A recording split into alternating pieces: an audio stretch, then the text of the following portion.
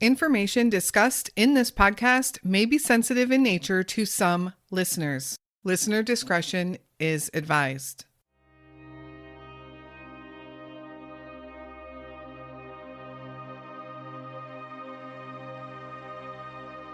Joyce Dyer was known as a chatty, outgoing, and friendly woman in 2014. At age 54, she was enjoying life in the Tacoma, Washington area. Her children were now adults, but Joyce would still call them and talk to them all the time. Joyce had several friends she would stay in touch with regularly, too. In April of 2014, Joyce was just recovering from a surgery. She was renting a room at a house which is located on the south side of Tacoma.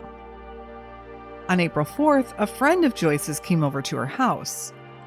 Joyce's roommate was introduced to this man as David Lee.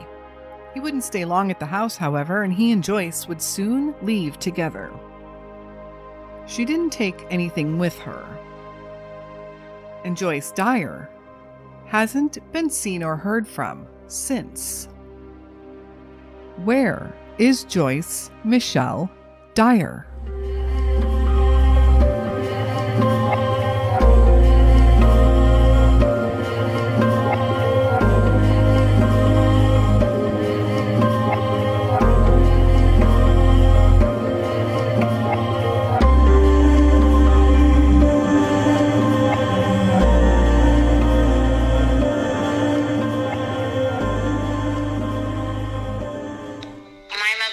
She's very outgoing. She has an outgoing spirit about herself. She's very friendly. She's the type of person would call you nonstop and leave you the voicemails that wouldn't end.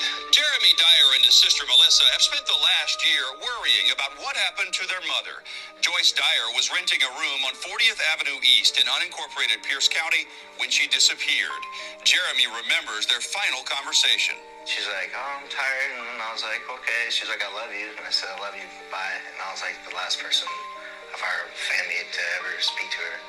Joyce had some health issues. She was still recovering from surgery, and she was doing well. Good or bad, though, she always stayed in touch with her family. I was pretty concerned. I just had a really bad feeling in my stomach. This is not like my mom to not contact us. At this point, we've reached dead ends everywhere. We've tried to look at what we can do to locate her. Pierce County detectives say Joyce left all of her personal items at home. They call her disappearance suspicious, and they're hoping the public can help find the man Joyce was last seen with. He calls himself David Lee. He's Asian, and he may be an appliance repairman. Investigators are hoping someone knows him. So what we're trying to do is find out who he is and what they were doing together and what led up to her not being able to make it back home. Until they do, Joyce's disappearance remains a mystery. There just hasn't been a lot of answers and a lot of information. And so that's what we're searching for right now. Hello, and welcome to a bonus episode of the Where Are They podcast.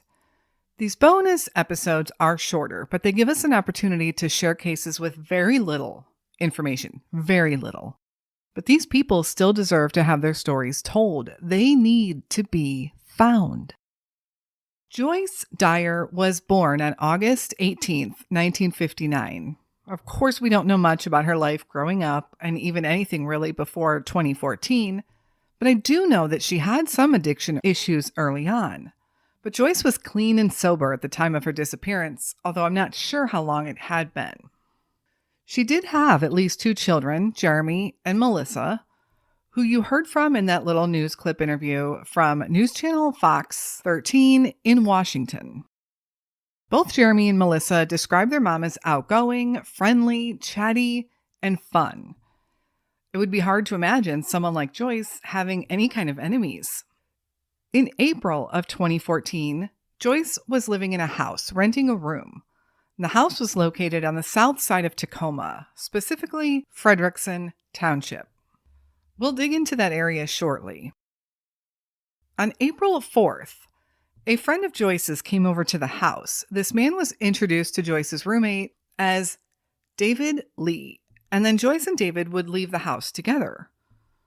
From here, however, Joyce vanished into thin air. People noticed that she was missing fairly quickly as she talked to people all the time. And when friends and her children couldn't reach her, they of course became very worried. At her house, they noticed that she left all of her personal belongings behind. Nothing looked amiss or strange or out of place in any way. Searches for Joyce turned up nothing. No clues at all. The only thing authorities did have to go on was this man that she was last seen with. Was he still with her? Does he know something? Where did he last see her at? Or is he even a suspect in her disappearance? No one knows, but investigators do want to talk with him as he might have been the last person to see Joyce. And it is important to note that the only information that we have on this man is coming from the roommate. And we don't know much at all about this roommate either. David was described as being Asian, and his name, at least the name that the roommate said they were given, was the name of David Lee. They said that he was about 5'7", maybe 160 pounds, and he might have been an appliance repairman. So law enforcement started spreading the word looking for this man, but they turned up nothing, which is strange. I know the Washington area, especially the bigger cities like Tacoma, are quite populated, but you think someone would recognize the description. A middle-aged Asian man named David Lee who works as an appliance repairman. Are there a lot of appliance repairmen that meet that description? Or was he maybe from out of the area? Of course, it's also possible that he used a fake name and or lied about what he did for work. So David Lee is named a person of interest, but his identity is actually unknown. Now, in 2020, there would be an interesting case in Tacoma, Washington, that had some people wondering if there might be a connection between this case and the disappearance of Joyce Dyer. A shout out to the Web Sleuths thread on Joyce's case, where I first learned about this possible connection. And it seems others have talked about this as well. In 2020, a man named David Lee Glenn was arrested and charged with assault. The charges would escalate to murder when the person he attacked ended up succumbing to their injuries. David Lee Glenn on April 5th, 2020, threw a piece of asphalt at someone and then continued to kick them and shove them. Interesting coincidence that this happened 6 years and 1 day from the date of Joyce's disappearance. Glenn's attorney said that his client suffers from a mental disorder and he had felt remorse for what he had done. He was diagnosed with bipolar disorder with psychotic features, stimulant use disorder, and cannabis use disorder. But he was found competent to stand trial, and he would eventually take a plea deal, pleading guilty to second-degree murder.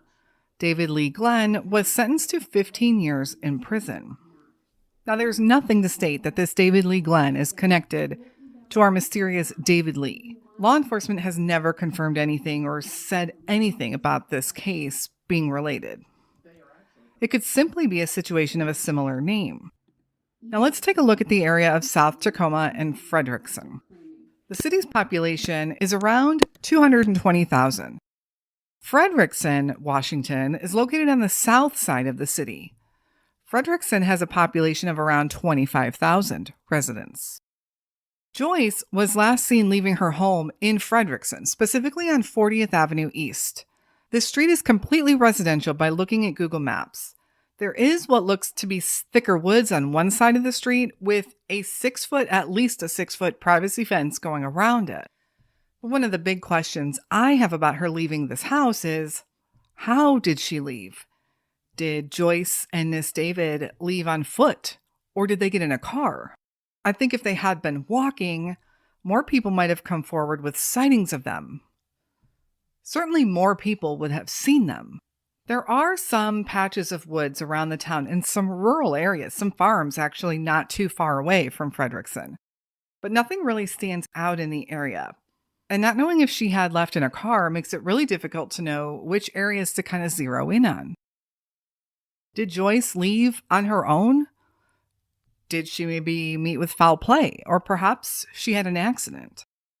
No one in her family or anyone that knew Joyce believes that she would have left on her own. That would have been completely uncharacteristic of her, and that isn't a theory that anyone really believes. Even law enforcement has stated they believe that foul play is a very possible theory.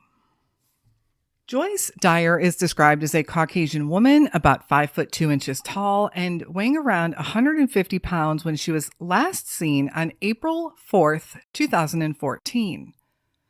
She was 54 years old and would today be 63. She has brown hair and blue eyes and usually wears prescription eyeglasses, although she doesn't always seem to be wearing them in the photos that I've seen. Joyce also recently had surgery, and her family says that she has surgical scars on her back and on the back part of her left leg. David Lee is described as an Asian man, about 5 foot 7 inches tall and weighing around 160 pounds. The only other detail we have on David is that he might have worked as an appliance repairman. And remember, we only have these details because the roommate told authorities. Anyone with any information on the whereabouts of Joyce Dyer and or David Lee, or any information at all on this case, is asked to contact the Pierce County Sheriff's Office at 253-798-7794, or you can call Crime Stoppers, where you can remain anonymous, at 1-800-222-TIPS. If you are in the greater Washington state area, I will try and find or put together missing person flyer or poster for Joyce Dyer to share on social media.